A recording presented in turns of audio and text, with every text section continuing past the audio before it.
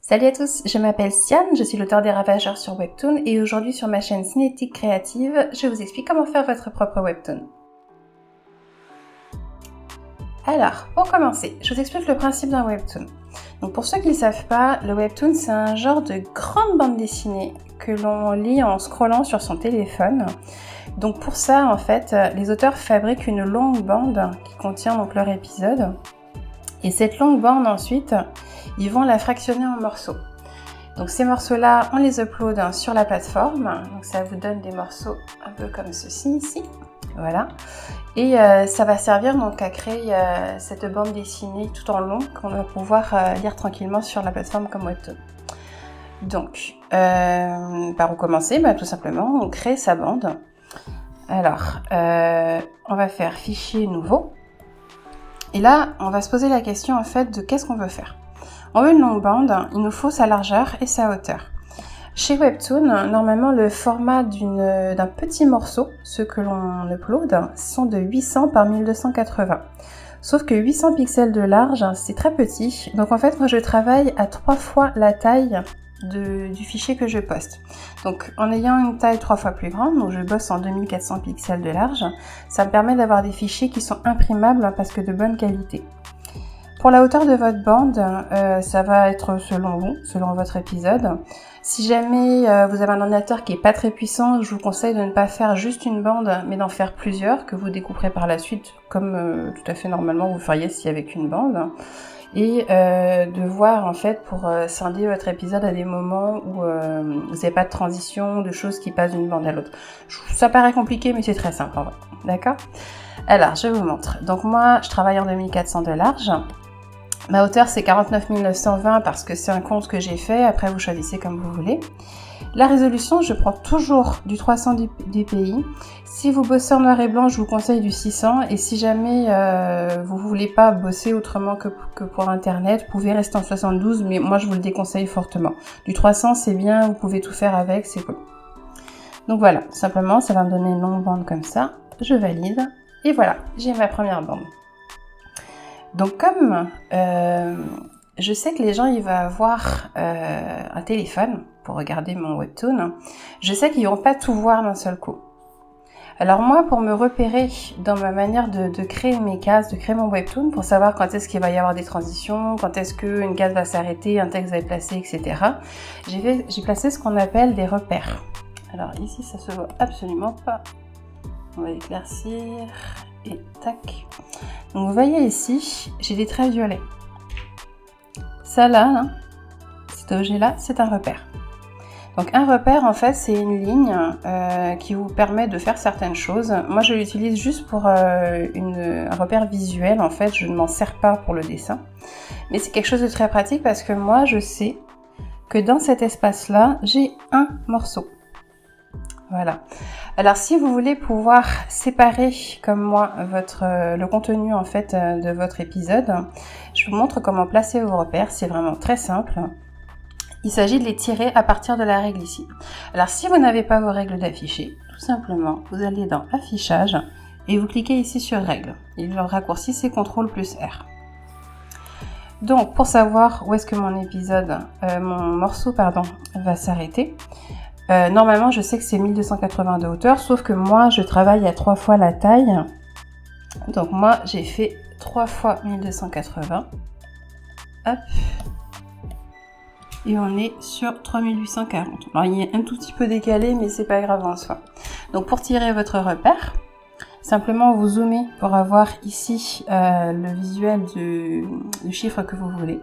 Vous cliquez sur votre règle et vous descendez votre repère, tout simplement. J'en profite pour le remettre à la bonne place, et voilà. Donc en soi, voilà, on va supprimer l'autre. Ah oui, on va essayer de les faire... Hop, voilà, parce que mes repères sont verrouillés pour pas les bouger. Hop, quand je le ramène comme ça dans la règle, vous voyez, il a disparu, on ne le voit plus. Alors personnellement, je verrouille toujours mes repères parce que je veux pas les déplacer pendant que je suis en cours de création. Tac, et ils sont dans un fichier tout en bas ici dont je ne me sers pas pour éviter de me mélanger. Et du coup, voilà, je pose mes repères. Donc quand vous voulez le faire tout le long de votre épisode, il faut les passer un par un, il faut faire des calculs, c'est un peu chiant. Mais personnellement, je ne l'ai fait qu'une fois, j'ai dupliqué mon fichier à chaque fois et du coup, j'ai pu à le refaire. Je sais que sur Clip Studio Paint, il existe une fonction... Alors je sais plus où elle est parce que je ne l'utilise pas, je vous en reparlerai peut-être dans une autre vidéo. C'est une fonction en fait qui vous permet de créer votre webtoon avec une fonction de webtoon et vous avez donc ces cadres là qui sont automatiquement faits. Par contre, vous ne pouvez pas dessiner en dehors des cadres, donc moi personnellement ça ne me convient pas. Mais si jamais certains sont intéressés à la connaître, je regarderai puis je vous expliquerai. Donc voilà. Alors là, tout simplement, on a notre fond. Donc vous êtes sûrement en fond blanc. Je vais me mettre en blanc, ça va être plus facile pour vous. Alors, pas de consultation, et voilà. Donc vous voyez, le fichier est assez lourd. Mon ordinateur a besoin de traiter l'action que je lui ai demandé et ça peut être un petit peu long parfois. Hop, voilà. Donc quand vous commencez, vous avez ça. Vous avez une longue bande blanche, vous avez vos délimitations. Donc la première chose à faire Alors, je pars du principe bien sûr que d'ici là, vous avez déjà fait votre storyboard, vous avez déjà une idée de ce que vous allez mettre dans votre webtoon, vous savez déjà où vous en allez dans votre épisode. Donc là, ce qu'on va faire, c'est commencer par le commencement et placer une case. Donc ici, là, on a un outil qui s'appelle bordure de cadre. Donc c'est en fait une case. Moi, je prends le cadre rectangle parce que c'est ce que je préfère. Je vais ici dans propriétés de l'outil. Donc, si vous ne savez pas cette fenêtre où est-ce qu'elle est, vous allez dans fenêtre et vous trouvez propriétés de l'outil. Cliquez, et du coup, elle va s'afficher. Donc, en fait, cette fenêtre-là me permet de savoir, en fonction de l'outil que j'utilise, les options que je peux modifier. Donc ici, par exemple, j'ai un cadre blanc. Du blanc sur du blanc, eh ben, on voit pas. Hein. Donc, moi, je veux un cadre noir. Je glisse ma couleur ici. Mon cadre est devenu noir. Et je peux faire ma première case. Alors, je ne sais pas si vous avez vu, quand j'ai fait ma case, elle s'est collée à mon repère. Parce que mon repère, en fait, il est magnétisé. Il me semble que par défaut sur Clip Studio Paint, il y a cette magnétisation. Si vous ne voulez pas que votre case se colle comme ça, vous démagnétisez ici, en cliquant là. Et vous allez voir, quand vous faites votre case, hop, plus de problème. Voilà. On a créé notre première case. C'est pas magnifique, hein? Donc, ma façon de faire à moi, c'est qu'étant donné que j'ai déjà fait mon storyboard quelque part, je sais où je vais, je place ma case et je vais tout de suite dessiner un brouillon de ce que je veux faire. Voilà. Donc je prends une plume, moi je fais mes brouillons, on appelle ça des rofs en fait, je fais mon brouillon en bleu. Par exemple, mettons on va dessiner Nara. Voilà, je vais faire quelque chose d'assez grossier au départ. On s'arrange pour que ça ressemble à quelque chose. Hop. Tac. Alors, corrige un petit peu. Hop.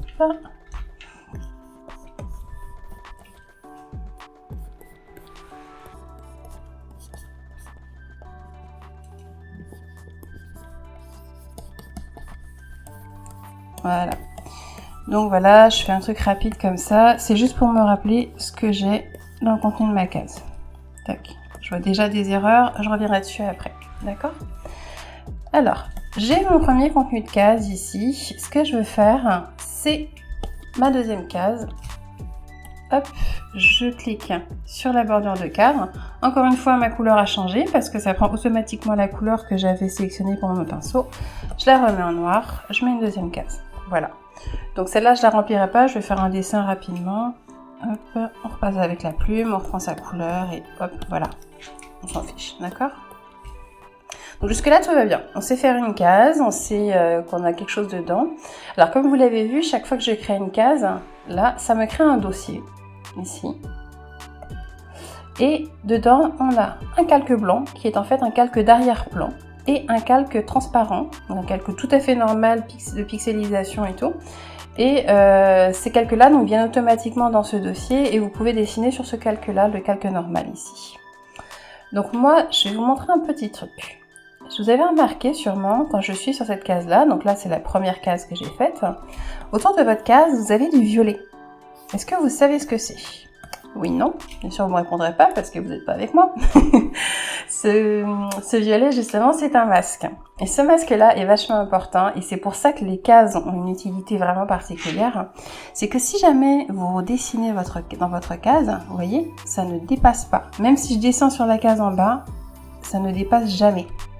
Ce masque, justement, va faire en sorte que tout ce qui est en dehors de votre case, donc en dehors de ces traits ici, et ben tout simplement n'apparaissent pas et n'aillent pas gâcher vos autres dessins derrière.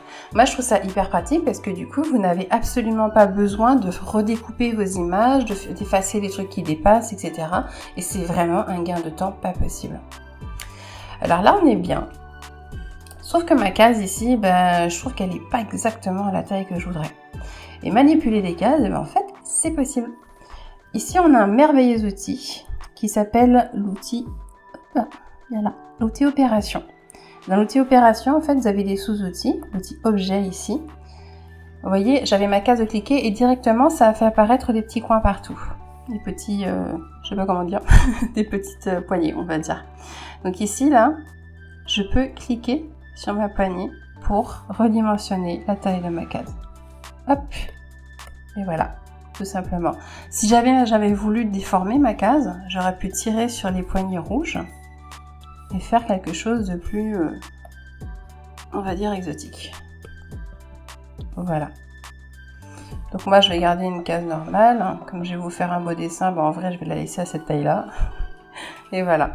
Donc pareil, si jamais je veux sélectionner mon autre case, toujours avec l'outil objet, eh ben, je peux déformer, je peux ouvrir, etc. Donc voilà, on a deux cases. Sauf que le but d'un webtoon, c'est quand même d'ajouter du texte. Donc le texte, c'est sympa, on va en rajouter. Alors, je vais vous faire un petit truc pour que vous preniez quelque chose.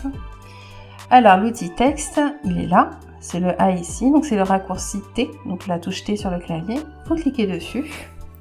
Vous regardez ici, toujours dans Propriétés des outils, vous avez plein de petites options intéressantes. Donc ici, la police, vous pouvez choisir votre police, la taille de votre police. Vous avez des styles, vous avez est-ce que vous vous centrez, est-ce que vous justifiez à gauche, à droite, etc. La couleur que vous voulez utiliser, etc.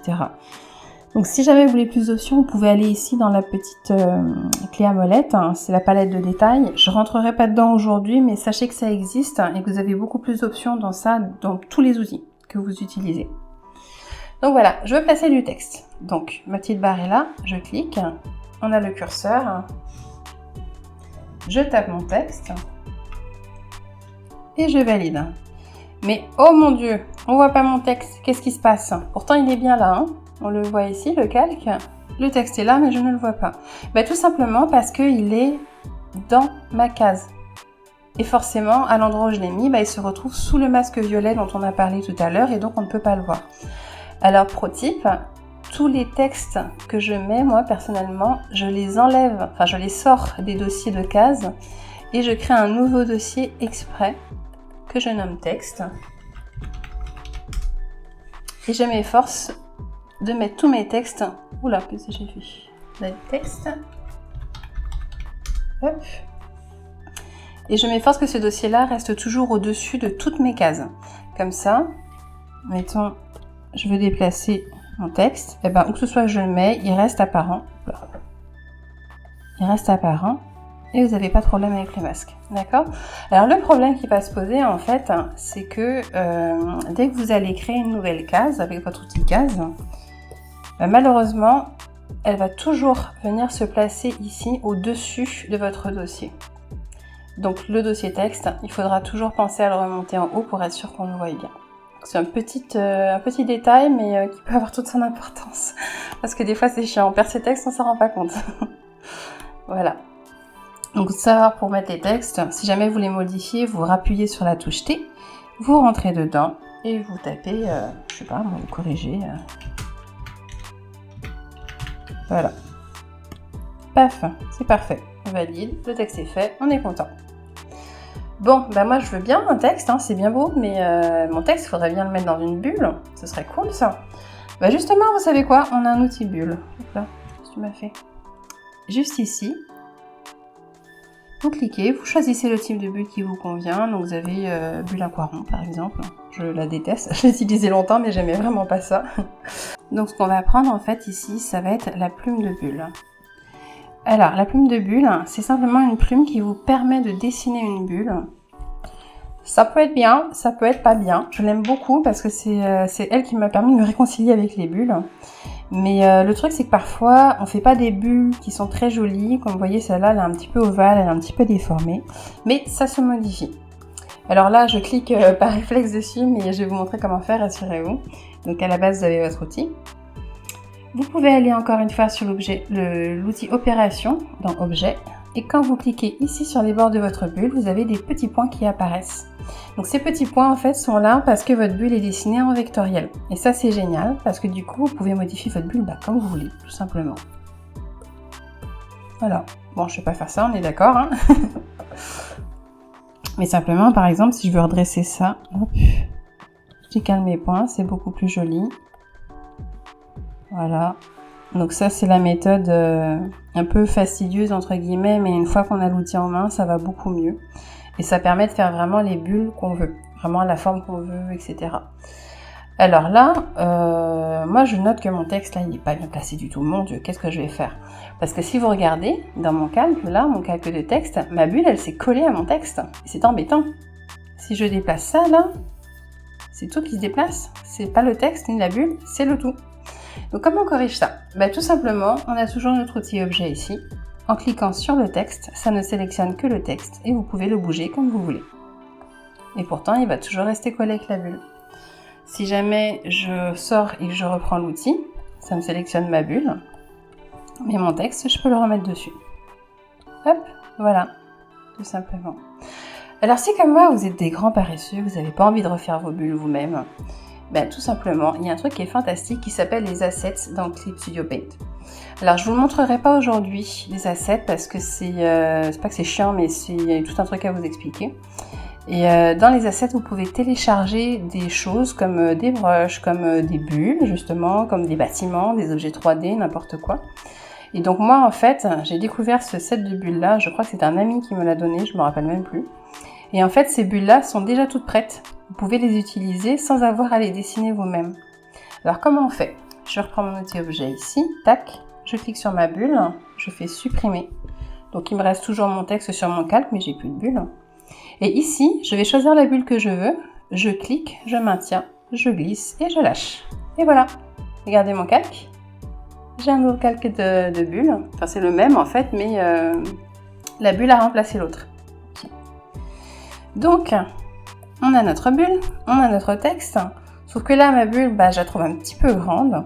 Donc, ce que je vais faire, là, je me pose ici, vous voyez, j'ai la petite flèche et je peux diminuer la taille de ma bulle. D'accord? On a notre bulle, on a notre texte. Par contre, là, je suis désolée, mais moi, je sais pas qui c'est qui parle. J'ai une bulle, mais il faut lui mettre une petite queue. Ma petite queue de bulle, c'est exactement le même outil que tout à l'heure, ici. On est dans bulle. Sauf que là, au lieu de prendre plume de bulle, on va prendre flèche de bulle. On clique. Et hop, voilà, j'ai dessiné ma queue de bulle. Et tout est bien, tout est parfait, on sait que c'est Nara qui parle. Alors, vous avez également pour l'outil flèche de bulle, des options que vous pouvez changer. Celle qui est intéressante en fait, ça va être la largeur de la flèche. Là, elle est en 16,30 pixels, je ne sais pas trop. Si jamais vous voulez avoir une queue de bulle beaucoup plus large, vous pouvez augmenter la valeur. Là, j'ai mis 500, ça va être énorme, voilà. Vous pouvez mettre une toute petite valeur. Un truc qui va se voir quand même. Hop, voilà. On la voit pas bien, mais voilà. Donc moi, elles sont sur 16. Mais c'est parce que ça va dépendre aussi du format de votre espace de travail. Hop là, voilà. Alors si jamais vous savez pas en combien il faut mettre la queue de votre bulle, vous pouvez tout simplement la modifier. Donc vous avez toujours l'outil objet ici. Vous cliquez ici et vous pouvez déplacer votre bulle pour votre queue pour l'agrandir ou la rétrécir. Et voilà, on a notre bulle et on est content. Alors, dessin pour la deuxième case, je le ferai pas, mais bon, le principe, ça va être le même à chaque fois. On crée une case, on met le contenu, on fait les textes, etc. Alors, pour les méthodes de travail, chacun a la sienne. Je pourrais vous expliquer la mienne dans une autre vidéo, parce que là, ce serait trop long. Mais en gros, le principe, ça va être ça, c'est que je fais mes cases, je fais un dessin vague dedans, je place mes textes, et après, je passe à la case suivante. Normalement, donc, je fais je place d'abord tous les textes avant de mettre toutes les cases, parce que là vous voyez, ma case là, elle est beaucoup trop serrée par rapport à mon texte et c'est pas du tout espacé. Alors si jamais par mégarde, vous avez une case qui est mal placée ou un objet, enfin une bulle, c'est pas grave. C'est vraiment pas grave du tout, il y a des outils pour bouger ça. Alors si jamais c'est une bulle, vous avez déjà l'outil objet, vous êtes dessus, vous pouvez le déplacer comme ça. Si jamais, mettons, vous n'étiez pas en outil objet, là, par exemple, vous pouvez rien faire, vous cliquez sur votre calque. Vous avez ici l'outil déplacer calque. Et vous pouvez, il faudrait cliquer, hop. Et vous vérifiez, donc vous êtes bien sur déplacer le calque et pas sur les autres. Et vous pouvez simplement déplacer votre bulle comme ça. Voilà, donc moi je vais la mettre là. Pareil, ma case ici, comme je la trouve trop collée, je vais la changer de place. Je clique sur le dossier de calque, donc ça va être celle-ci. Et là, vous voyez, j'ai toujours ma petite flèche avec mon outil déplacé et je la baisse. La suivante. Et voilà. Là, c'est plus aéré comme ça, hein, c'est beaucoup mieux. Hop. Donc voilà, j'ai ma première case. Alors ce qu'on va faire, c'est que moi, je vais faire mon petit rough. Je passerai au line après et je vais faire une petite case en couleur. Parce que c'est toujours agréable les cases en couleur, n'est-ce pas? Donc vu que ça va prendre du temps, ce qu'on va faire, c'est que je vais me filmer en train de le faire. Mais par contre, je vais le passer en accéléré. À tout de suite les amis.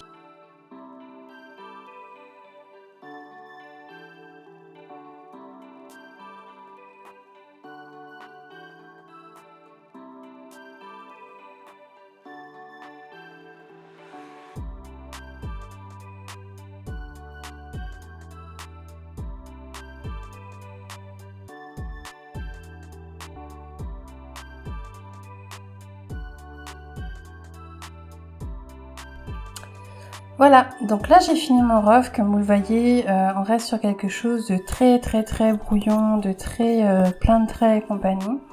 Petite astuce, plus vous allez passer de temps sur votre rough et moins vous passerez de temps sur votre line. Tout simplement parce que le rough en fait est plus facile à faire. Parce que vous n'avez pas besoin d'être précis, mais au fur et à mesure que vous faites plein de traits, il y a les traits principaux qui vont se dégager et qui vont être beaucoup plus faciles à retracer avec le line. Alors je sais pas si vous avez eu le temps de voir, mais je faisais beaucoup de symétrie horizontale, hein, donc c'est la petite touche qui est ici. Changez votre dessin de côté, ça va vous permettre de voir plus facilement les défauts qu'il y a dedans. Et donc là par exemple, tout à l'heure j'ai vu que mon nez était beaucoup trop bas, j'ai encore des doutes là, bon ça va. Et par exemple, si le visage est déformé ou quelque chose comme ça, vous le verrez mieux si vous n'êtes pas dans le sens dans lequel vous avez l'habitude de dessiner. Donc pensez à faire ça, la petite symétrie de temps en temps, ça vaut vraiment le coup. Voilà, donc là je vais passer au line.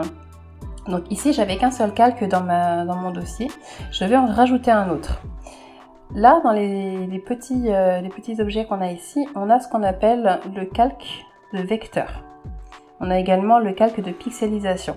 Le calque de pixelisation, c'est celui qui est dans tous vos dossiers, c'est celui qu'on utilise de base. Mais pour le line, moi je vais prendre un calque de vectorisation. Hop. Vous voyez, il y a un petit carré ici, un petit cube, pardon. Et ça montre que c'est un objet vectoriel. Alors pourquoi je fais ça? Tout simplement parce que les vecteurs, c'est vraiment génial. Le principe du vecteur, en fait, c'est que déjà, ça pixelise moins. Et vous pouvez modifier les lignes de vos vecteurs beaucoup plus facilement que des traits que vous avez fait sur un calque de pixels. Donc je reviendrai là-dessus une prochaine fois parce que ça mérite vraiment toute une vidéo, la partie vecteur sur Clip Studio Paint. Mais en grosso modo, gardez en tête que c'est plus facile de dessiner en calque vectoriel qu'en calque de pixels sur Clip Studio Paint bien sûr. Alors mon principe, c'est que j'ai mon rough ici. Je le fais en bleu justement pour pouvoir distinguer le noir qu'il y aura par-dessus. Sauf que je vais l'éclaircir un petit peu pour bien voir mon trait au-dessus. Je repasse sur mon calque de vecteur, je vais le renommer Line.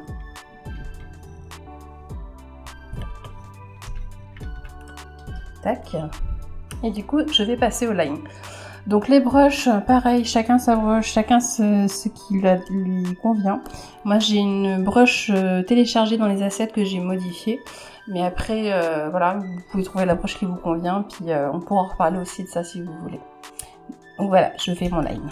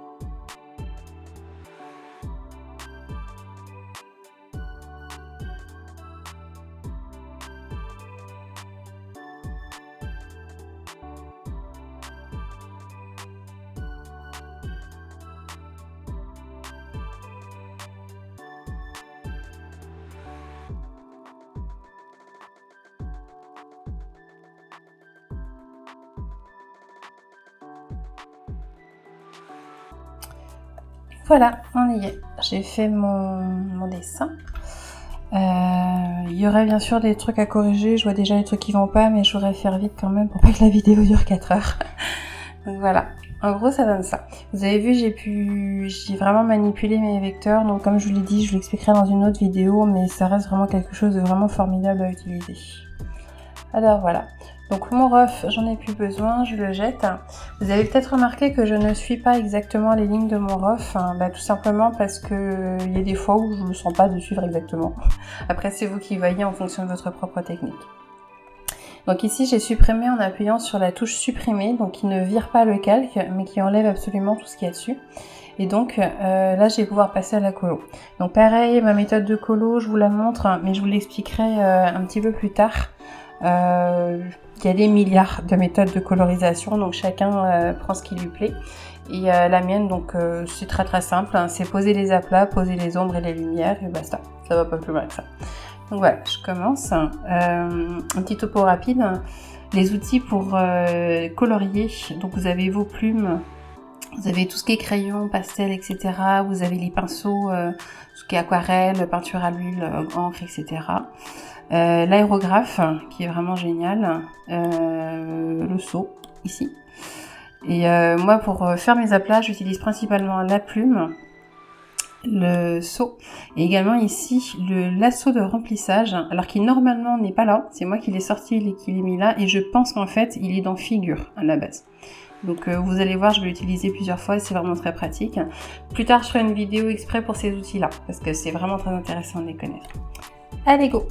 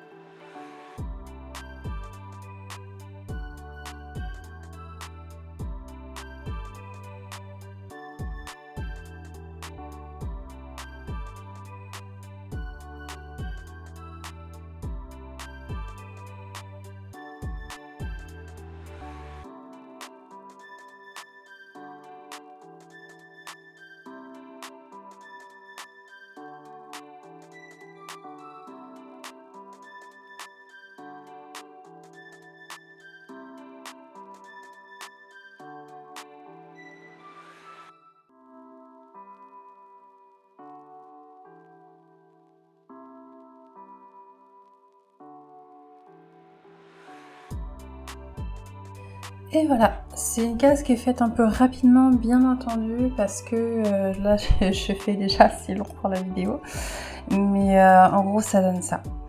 Donc le principe en fait pour vous, ça va être de répéter ça, une colo dans la case, avec vos textes, avec vos cases suivantes, etc. Alors je vous conseille vivement de placer d'abord tous vos textes et vos cases, faites tous vos roughs, faites tous vos lines et ensuite toutes vos colos. Parce que si vous démarrez une colo comme ça, ensuite vous passez une autre case alors qu'elle n'est pas remplie, etc. Vous allez perdre un temps fou parce qu'il faudra revenir prendre toutes les couleurs et tout. Alors que travailler à la chaîne de manière globale, ça va toujours mieux. Donc là, on va imaginer qu'on a fait tout notre webtoon, qu'on a vraiment tout qui a été fait. Si jamais votre bande n'est pas assez longue parce que vous avez besoin de plus, mais que votre ordinateur, par exemple, ne peut pas faire de très très grandes bandes parce que le processeur ne suit pas, tout simplement, vous recréez un fichier. Ensuite, vous recommencez vos cases exactement de la même façon. Pour vous donner une idée, ça dépend de la longueur de mes épisodes. Mais par exemple, moi, donc, j'ai souvent... Alors là, je suis en E. Généralement, j'arrive en F ou en H, hein, c'est-à-dire que j'ai 7-8 morceaux, 6-7-8 morceaux différents pour faire ma bande, en fait. Donc, je fais plein de petites bandes au lieu de faire une grande parce que mon ordinateur ne peut pas gérer un épisode entier, malheureusement. Ici, le montage que vous voyez là, en fait, c'est des bandes réunies. Parce que là, c'est du PNG, ça va. Mais si je travaille en clip sur une bande de cette taille-là, donc déjà, je peux pas. Parce que Clip Studio Paint est limité à 50 000 pixels de long. Et une bande comme ça, avec tous les calques et compagnie, c'est juste pas possible. Le dossier est tellement lourd, en fait, que l'ordinateur, bon, je sais pas s'il ramerait vraiment en tant que tel, mais je prends pas le risque, en fait, d'avoir des ralentissements ou mon fichier plante ou j'en sais rien. Donc ça, encore une fois, c'est à vous de gérer, de voir ce que vous pouvez faire. Mais travailler comme ça, en morceaux de bande, c'est très très bien. Donc voilà, là, on a fini notre webtoon, on a nos belles cases qui sont faites. Sauf que maintenant, l'idée, ça va être de découper en morceaux cette bande. Donc, si vous vous rappelez, ça va correspondre aux repères. Donc ici, j'aurai un morceau, un autre morceau, un autre morceau, etc., etc. Donc c'est vraiment pas compliqué. Franchement, ça c'est une fonction que Clip Studio Paint a ajoutée il n'y a pas si longtemps que ça. Et vraiment, c'est un pur bonheur. Je vous montre ça tout de suite. Ça va être dans Fichier, Exporter le webtoon. Donc vous cliquez et à partir de là, on va faire notre export. Alors vu que j'avais déjà fait des tests, moi tout est prêt, c'est magnifique. Mais normalement, vous n'avez pas ça, je pense a priori. Donc la première chose à regarder, c'est où est-ce que vous allez exporter. Donc ici, vous cliquez sur le petit dossier et vous choisissez où est-ce que vous voulez le mettre. Donc moi, je m'étais déjà créé un dossier dans mon bureau, donc je l'ai appelé Export, donc on choisit. On choisit le format de fichier, donc PNG ou JPEG. Moi perso, je préfère le PNG. Et ensuite, on regarde la taille de sortie. Donc si jamais vous travaillez déjà en 800 pixels de large, là, la largeur de votre bande, ici vous laissez 100%. Hop. Sauf que moi, en fait, ce que j'ai dit, c'est que je travaillais 3 fois plus grand. Donc en fait, je vais lui dire, bah non, finalement, c'est pas ça que je veux. Je vais spécifier la largeur de sortie. Donc au lieu de 2400, je vais mettre 800 pixels. Parce que c'est 800 pixels de large maximum sur Webtoon. Toutes les pages, on laisse. Et ici, paramètres d'exportation des fichiers, on va lui dire de quelle longueur on veut que soient tous les petits morceaux. Donc moi, j'ai choisi de faire du 1280 pixels. Parce que c'est la taille, encore une fois, de Webtoon. C'est du 800 par 1280. Mais il faut savoir qu'en fonction des plateformes, vous pouvez, la taille de ce morceau-là ne va pas être la même. Donc ça, c'est à vous de le vérifier. Et sachez également que sur Webtoon, vous pouvez faire des plus petits morceaux. Donc après, moi, je préfère les faire grands, c'est très bien, ça marche. Donc simplement, on a tout paramétré, on fait OK, on attend qu'il travaille. Et je vais aller vous chercher le dossier. Voilà, ça y est, c'est fait. Donc vous voyez, il m'a tout séparé en petits morceaux, c'est magnifique. Voilà. Et donc, ce qu'on a fait, c'est là. Est-ce que c'est pas beau? Oh. Alors, il y a un truc que j'ai pas pensé à vous dire. Je reviens sur l'export. Tac. Exporter le webtoon. Alors, par défaut, ici, il va prendre le nom de votre fichier. Donc moi, je laisse en général, donc j'appelle pas mes fichiers comme ça c'est parce que c'est mon fichier de base sur lequel je travaille. Mais par exemple, si c'est mon chapitre 34, ça va s'appeler 34A pour la bande A, 34B pour la bande B, etc., etc. Donc vous choisissez comment vous nommez vos fichiers. Il faut savoir que ce nom-là va apparaître au début de chaque... attendez que je clique bien au bon endroit. Ça va apparaître au début de chaque nom de fichier. Et c'est comme ça qu'il numérote en fait. Donc voilà, alors j'espère que je n'ai rien oublié. On a vu quand même pas mal de choses, donc je sais que ça fait beaucoup d'éléments.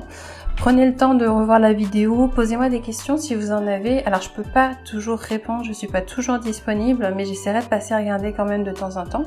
Et si vous avez des types de vidéos que vous aimeriez que je fasse, n'hésitez pas à me le faire savoir. Comme ça je vais pouvoir me faire une petite liste de choses à dire, de vidéos à faire, etc. Si vous voulez voir les prochaines vidéos, n'oubliez pas de vous abonner à la chaîne, hein, mettez la petite cloche, enfin cliquez sur la petite cloche pour avoir les notifs. Un petit pouce bleu vers le haut aussi. Si vous avez aimé la vidéo, ça m'encouragera à en faire d'autres. Et parlez-en autour de vous, que je commence les tutos, comme ça tous ceux qui voudront faire du webtoon, je pourrai leur expliquer des choses. Et qui sait, peut-être que vous allez démarrer votre carrière dans le webtoon, on sait jamais, ça pourrait être vraiment trop cool. Donc voilà, puis si jamais vous voulez lire ma série Les Ravageurs, elle est disponible gratuitement sur Webtoon France. Je vous mets le lien en description, puis n'hésitez pas à cliquer pour aller la lire et me donner votre avis. Voilà, je vous souhaite à tous une très très belle journée et je vous dis à la prochaine. Des bisous!